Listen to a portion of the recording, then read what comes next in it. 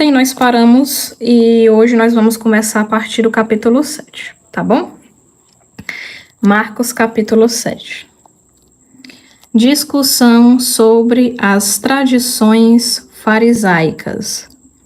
Ora, os fariseus e alguns escribas vindo de Jerusalém se reúnem em volta dele, vendo que alguns dos seus discípulos comiam os pães com mãos impuras, isto é, sem lavá-las.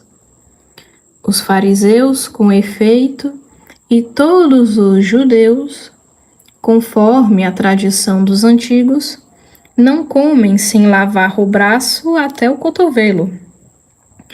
E ao voltarem da praça pública, não comem sem antes se aspergir.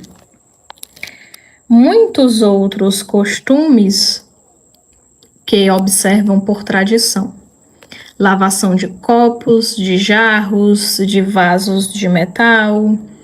Os fariseus e os escribas o interrogam: por que não se comportam os teus discípulos segundo a tradição dos antigos, mas comem o pão com as mãos impuras? Ele lhes respondeu: bem profetizou Isaías a respeito de vós, hipócritas, como está escrito: este povo honra-me com os lábios, mas o seu coração está longe de mim. Em vão me prestam culto. As doutrinas que ensinam são apenas mandamentos humanos. Abandonais o mandamento de Deus, apegando-vos à tradição dos homens, e dize-lhes: sabeis muito bem desprezar o mandamento de Deus para observar a vossa tradição.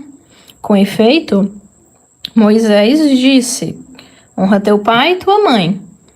E aquele que amaldiçoar pai ou mãe certamente deve morrer.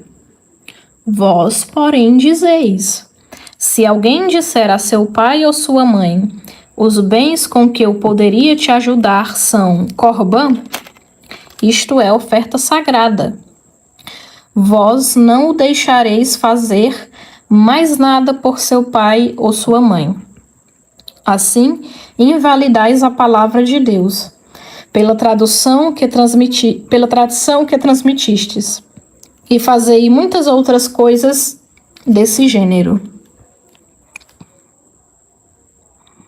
Esse corban, gente, é como se fosse uma oferta que se faz a Deus, tá bom?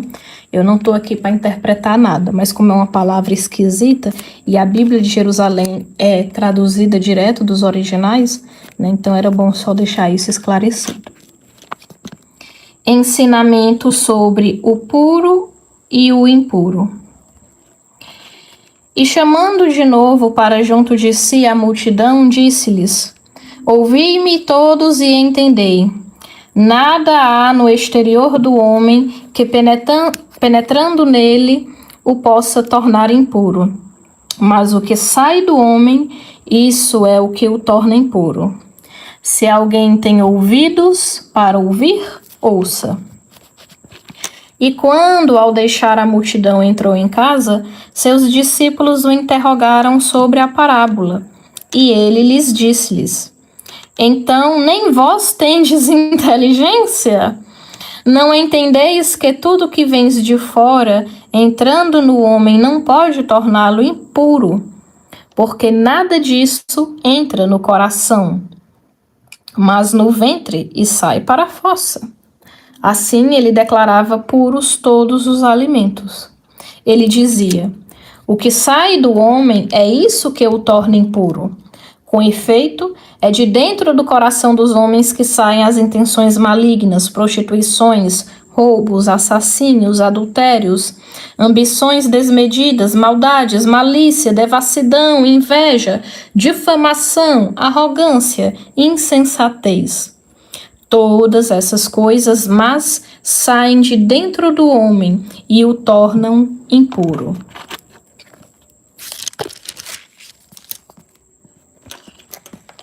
Viagens de Jesus fora da Galileia. Cura da filha de uma cirofenícia. Saindo dali, foi para o território de Tiro. Entrou numa casa e não queria que ninguém soubesse, mas não conseguiu permanecer oculto, pois logo em seguida, uma mulher cuja filha tinha um espírito impuro ouviu falar dele. Veio e atirou-se a seus pés. A mulher era grega, cirofenícia de nascimento, e lhe rogava que expulsasse o demônio para fora de sua filha. Ele dizia, deixa que primeiro os filhos se saciem, porque não é bom tirar o pão dos filhos e atirá-lo aos cachorrinhos. É verdade, Senhor, mas também os cachorrinhos comem debaixo da mesa as migalhas dos filhos. E ele disse, pelo que dissestes, vai, o demônio saiu da tua filha. Ela voltou para casa e encontrou a criança atirada sobre a cama e o demônio tinha ido embora. Cura de um surdo gago. Saindo de novo do território de Tiro, seguiu em direção ao mar da Galileia, passando por Sidônia e atravessando a região da Decápole. Boa noite, Germínia. Acompanhe com a gente. Seja bem-vindo, Deus abençoe. Trouxeram-lhe um surdo que gaguejava e rogaram que impusesse as mãos sobre ele. Levando-o a sós para longe da multidão, colocou os dedos nas orelhas dele e, com saliva, tocou-lhe a língua. Depois, levantando os olhos para o céu, gemeu e disse, Efatá, que quer dizer, abre-te. Imediatamente abriram-se-lhe os ouvidos e a língua se lhe desprendeu e falava corretamente. Jesus os proibiu de contar o que acontecera, mas quanto mais o proibia, tanto mais eles o proclamavam. Maravilhavam-se sobremaneira, dizendo, ele fez tudo bem, faz tanto os surdos ouvirem como os mudos falarem. Marcos capítulo 8. Segunda multiplicação dos pães. Naqueles dias, novamente, uma grande multidão se ajuntou e não tinha o que comer. Por isso ele chamou os discípulos e disse-lhes, tenho compaixão da multidão, porque já faz 3 dias que estão comigo e não têm o que comer. Todos os dias eu faço live lendo a Bíblia em sequência. Começamos pelo Novo Testamento, quando terminar o Novo Testamento, vamos para o Antigo, tá bom? As lives ficam gravadas, é só ver aí a live do 1º de janeiro. Se os mandarem jejum para casa, desfalecerão pelo caminho, pois muitos vieram de longe. Seus discípulos lhe responderam, como poderia alguém aqui num deserto saciar com pão a tanta gente? Ele perguntou, quantos pães tendes? Responderam, 7. Mandou que a multidão sentasse pelo chão e tomando os 7 pães deu graças, partiu-os e deu-os a seus discípulos, para que eles o distribuíssem. E eles o distribuíram à multidão. Tinham ainda alguns peixinhos. Depois de os ter abençoado, mandou que os distribuíssem também. Eles comeram e ficaram saciados. Dos pedaços que sobraram, recolheram 7 cestos, e eram cerca de 4.000. E então os despediu. Imediatamente, subindo para o barco com seus discípulos, partiu para a região de Dalmanuta. Os fariseus pedem um sinal no céu. Saíram os fariseus e começaram a discutir com ele para pô-lo à prova, e pediam-lhe um sinal vindo do céu. suspirando profundamente em seu espírito, ele disse: Por que esta geração procura um sinal? Em verdade vos digo que a esta geração nenhum sinal será dado. E deixando-os embarcou de novo e foi para outra margem. O fermento dos fariseus e de Herodes. Eles haviam esquecido de levar pães e tinham apenas um pão no barco. Ele recomendou então: Cuidado, guardai-vos do fermento dos fariseus e do fermento de Herodes.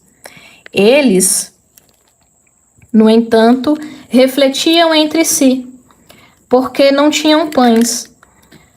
Mas, percebendo, ele disse: Por que pensais que é por não terdes pães? Ainda não entendeis e nem compreendeis? Tendes o coração endurecido? Tendes os olhos e não vedes? Ouvidos e não ouvis?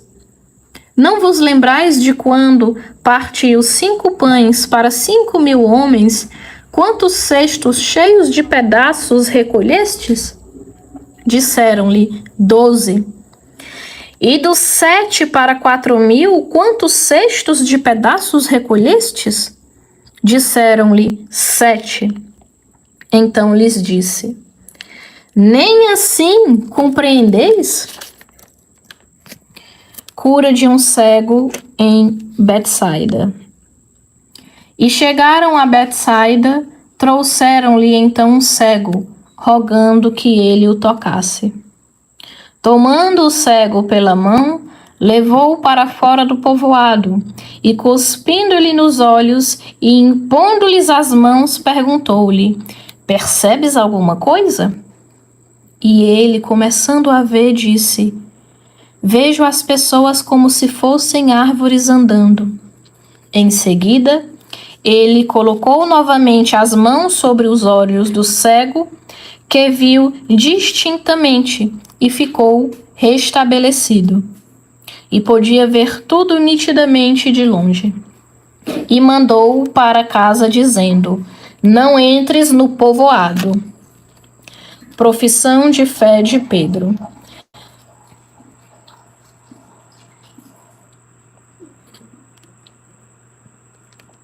Jesus partiu com seus discípulos para os povoados de Cesareia de Filipe, e no caminho perguntou aos seus discípulos: Quem dizem os homens que eu sou? Eles responderam: João Batista, outros Elias, outros ainda um dos profetas. E vós, perguntou ele, quem dizeis que eu sou? Pedro respondeu: Tu és o Cristo. Então proibiu severamente de falar a alguém a seu respeito. Primeiro anúncio da paixão. E começou a ensinar-lhes: O Filho do Homem deve sofrer muito, ser rejeitado pelos anciãos, pelos chefes dos sacerdotes e pelos escribas, ser morto e depois de 3 dias ressuscitar. Dizia isso abertamente. Pedro, chamando-o de lado, começou a recriminá-lo. Ele, porém, voltando-se e vendo seus discípulos, recriminou a Pedro, dizendo: Arreda-te de mim, Satanás, porque não pensas as coisas de Deus, mas as dos homens. Condições para seguir a Jesus. Chamando a multidão juntamente com seus discípulos, disse-lhes: Se alguém quiser vir após mim, negue-se a si mesmo. Tome a sua cruz e siga-me. Pois aquele que quiser salvar sua vida, a perderá. Mas o que perder sua vida por causa de mim e do Evangelho, a salvará. Com efeito, que aproveita o homem ganhar o mundo inteiro e arruinar sua própria vida? Pois, que daria o homem em troca da sua vida?